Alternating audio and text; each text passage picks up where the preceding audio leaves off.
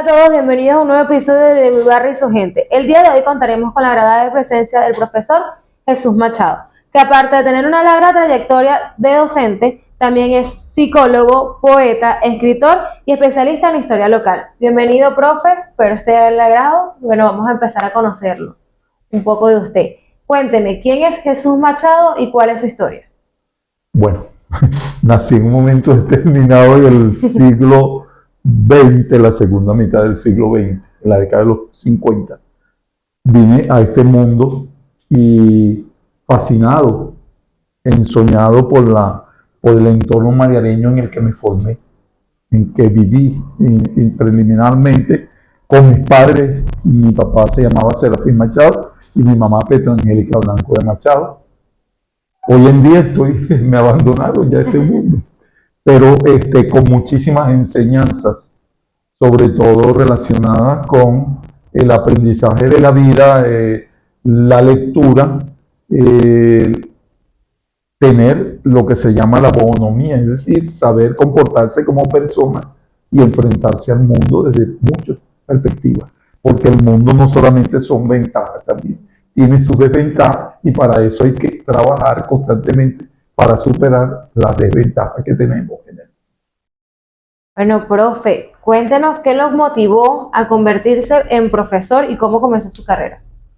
Bueno, mire, yo cuando me gradué de bachiller, cuando ingresé a la universidad, una de las opciones que tenía era estudiar una carrera que siempre me ha apasionado, que es ciencias sociales.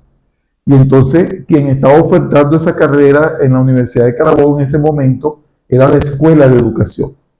Y entonces, por tener esa formación en ciencias sociales, me acerqué a la docencia y no me he arrepentido de eso, porque la docencia nos permite el encuentro con otros seres humanos, inclusive con lo que decía un poeta de acá de Mariana, Daniel Herrera, con la humanidad pichona, es decir, las jóvenes generaciones, y por supuesto de las cuales también uno aprende muchísimo, porque uno como docente transmite conocimiento, pero también recibe. Eso, la formación docente es bidireccional.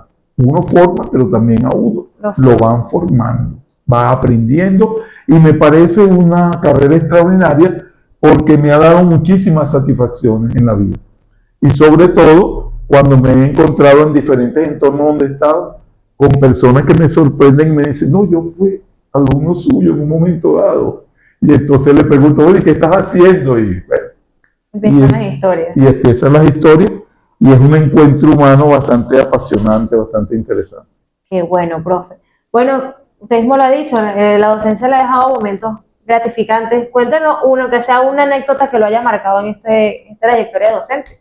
Bueno, mira, son muchísimas, pero por ejemplo recuerdo que uno siempre suele no querer tachar a los alumnos y no querer evaluarlos o ponerles una etiqueta. Por ejemplo, había muchachos que de repente en el aula no tenían muy buen desempeño, pero de repente uno se encontraba en otra situación y a lo mejor el muchacho mostraba una faceta desconocida para mí. Por ejemplo, en una ocasión yo tenía un carro allá en la década de los 80 y entonces en una ocasión me quedé atascado en un charco por allá en Vista Alegre. Y entonces, ¿quiénes me sacaron de esa cuestión? Unos muchachos que no eran los mejores en el salón.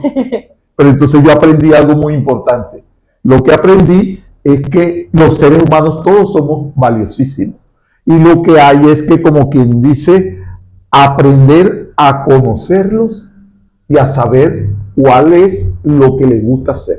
Porque, por ejemplo, cuando yo trabajaba en educación, yo era profesor de geografía e historia, y la geografía es apasionante. Entonces yo utilizaba muchos recursos audiovisuales. Por ejemplo, tenía un proyector de diapositivas, a veces les pasaba películas con videos, cosas así.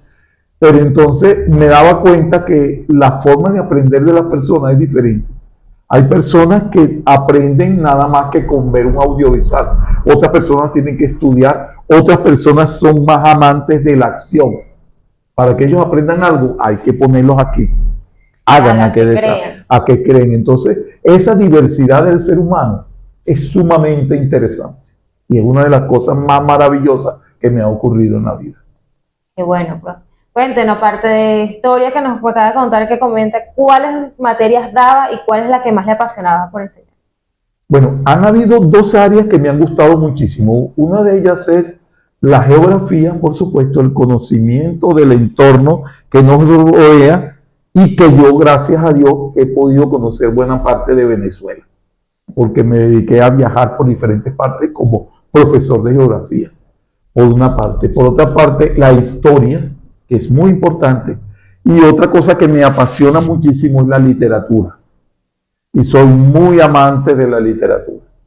Entonces tengo muchísimos libros, he leído muchos libros.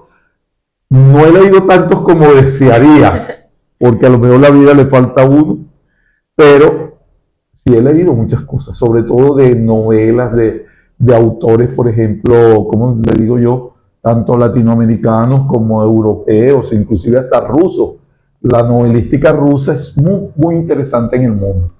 Entonces, bueno, conocer todas esas cosas. Conocer un poco de cada cultura a través de la lectura. Sí, claro, uno cuando lee se le abre un horizonte grandísimo, yo. La dimensión que adquiere es extraordinaria. Sí, uno se transmite a lo que está leyendo. Claro, claro. No, profe, cuéntenos, sabemos que solamente la docencia no trae cosas gratificantes, sino que trae desafíos.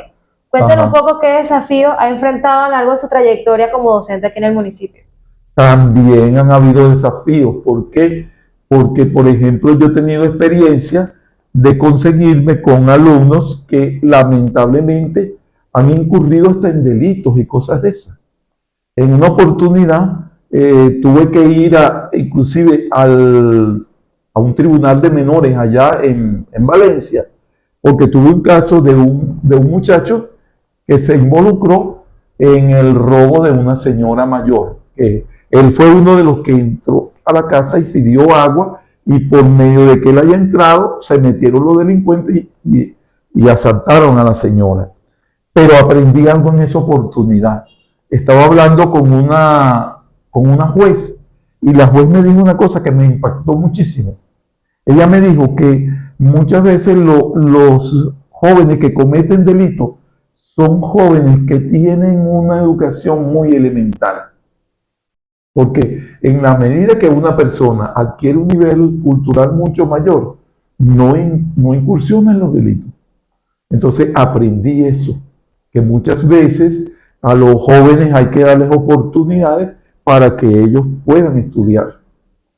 Bueno, profe, cuéntenos un poco en su perspectiva, lo que expresa Jesús Machado, ¿en qué cambios cree que debe haber en el sistema educativo en el municipio, por lo menos en los próximos años? Bueno, hay una cosa muy interesante. ¿Sabes qué? Hoy en día, y es una cosa que yo siempre la observaba, porque cuando yo estudié en la universidad, había una materia que se llamaba educación comparada. Y hoy en día, uno por medio de los videos, por medio de los podcasts, por medio de todos estos recursos de redes que hay en la actualidad, se entera de muchas cosas. Entonces, por ejemplo, yo he visto que el sistema educativo japonés es muy interesante. Entonces, yo digo que ojalá que en Venezuela alguna cosa de eso del sistema japonés se ponga de manifiesto. Por decir algo, una de las cosas que aprenden muy temprano los japoneses es a que en las escuelas japonesas no hay personal que se encargue de la limpieza. La limpieza la tienen que llevar a cabo los estudiantes y los profesores. Pero ¿qué ha pasado? He visto que, por ejemplo, los japoneses, cuando han asistido a ciertos eventos deportivos, como las Olimpiadas, otro tipo de eventos, ¿qué hacen ellos? Que cuando termine el evento, ellos, toda el área que los circunda, ellos la limpian. Y eso es sumamente importante.